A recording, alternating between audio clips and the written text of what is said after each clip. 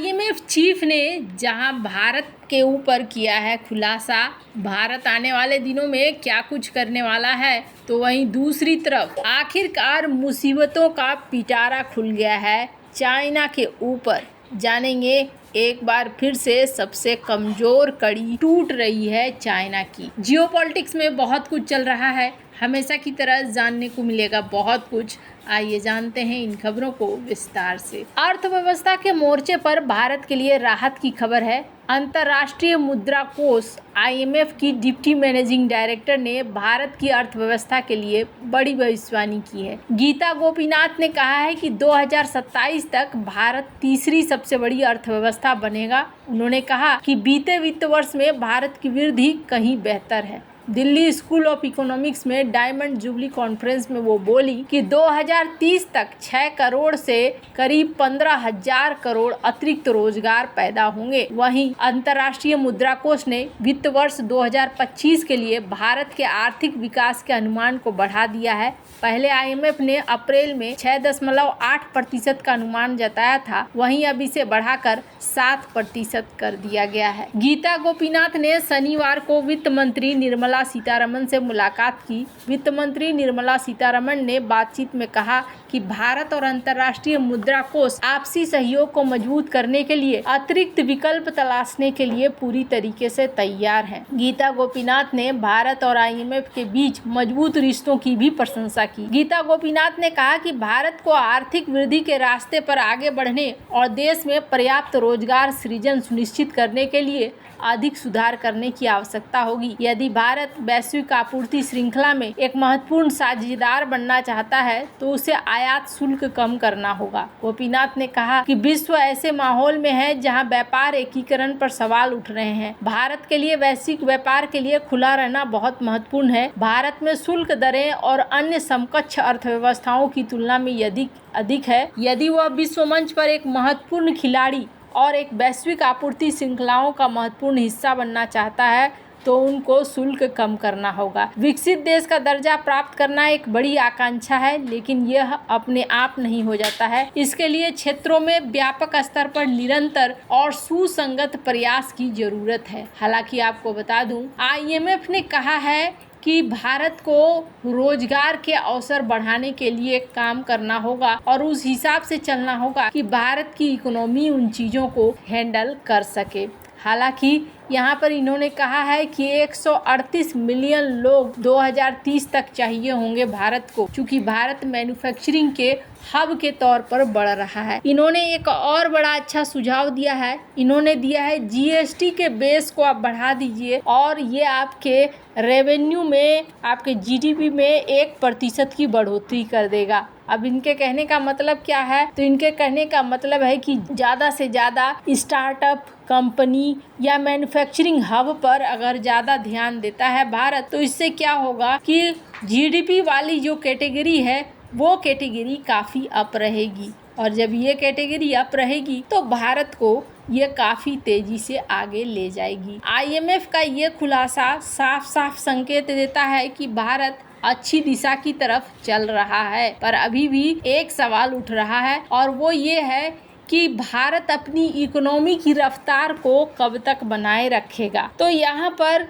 कई सारे ऐसे आईएमएफ के एक्सपर्ट भी हैं जो इस बात को कह रहे हैं कि भारत को अगर अपनी रफ्तार को बनाए रखना है तो सबसे पहले भारत को अपने आप को इस तरीके से ढालना होगा कि भारत मैन्युफैक्चरिंग के लिए तैयार हो सके। ये एक बहुत बड़ी बात है। मैन्युफैक्चरिंग के लिए तैयार होना खुद में बहुत बड़ी चीज़ है। आपको बता दूं, वैसे तो दुनिया भर में भारत का काफ़ी बड़ा जलवा है, लेकिन खुद अपनी अगर बात आई अपनी इकोनॉमी को ठीक करने की तो उसके लिए भारत को कई सारे मशक्कत करने होंगे। मैन्युफैक्चरिंग प्लांट लगाना इतना आसान नहीं रहा है भारत में कभी भी।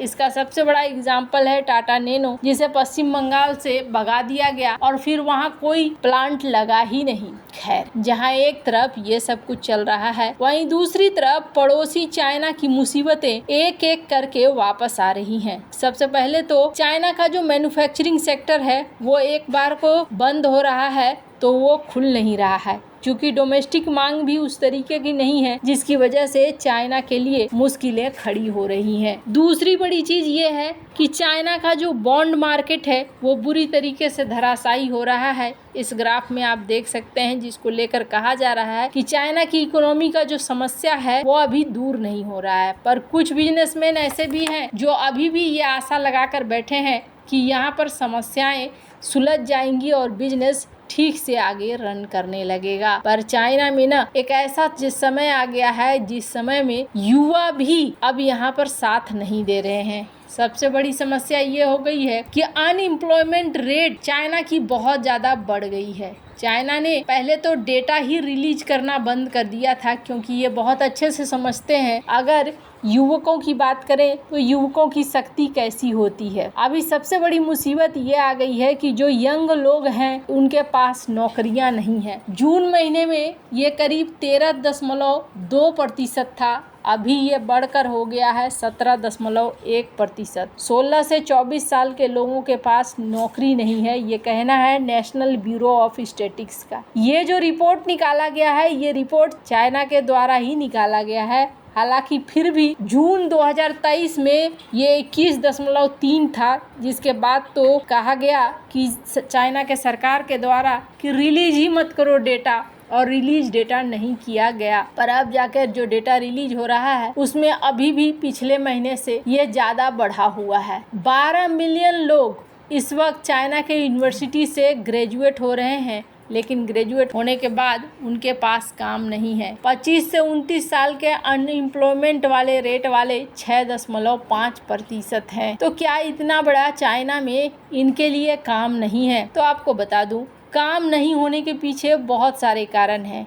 2 सबसे बड़े कारण हैं। एक पहला कारण है रियल इस्टेट का डूबना। रियल इस्टेट में खुद में बहुत सारा काम होता है, यंग लोगों की बहुत ज़्यादा ज़रूरत होती है। अलग अलग पदों में मैनेजर से लेकर वर्कर्स तक हर जगह यंग लोगों की पूछ होती है। पर यहाँ रियल इस्टेट सेक्टर बुरी तरीके से तबाह है, जिसकी वजह से यहाँ पर भी काम की कमी देखी जा रही है। दूसरी बड़ी चीज मैन्युफैक्चरिंग सेक्टर में भी यहाँ पर बहुत बड़ी संख्या में लोगों की जरूरत होती है। खास तौर पर जो यंग लोग हैं उनको ज़्यादा रखा जाता है। पर यहाँ भी दिक्कत ये देखने को मिल रही है कि मैन्युफैक्चरिंग सेक्टर धीरे धीरे बंद हो रहा है और इंटरनेशनल तौर पर चाइना के ऊपर बहुत सारे दबाव भी बन रहे हैं। यूरोपीय यूनियन हो, अमेरिका हो, इन्होंने व्यापार के लिए जिस तरीके से सिचुएशन पैदा कर दी है, इन्वायरमेंट पैदा कर दिया है, इन हालातों में चाइना के अंदर धीरे धीरे रोजगार की कमी भी देखने को मिल रही है। ये एक बढ़िया संकेत नहीं है चाइना की सरकार के लिए, क्योंकि जब कोई कम्युनिस्ट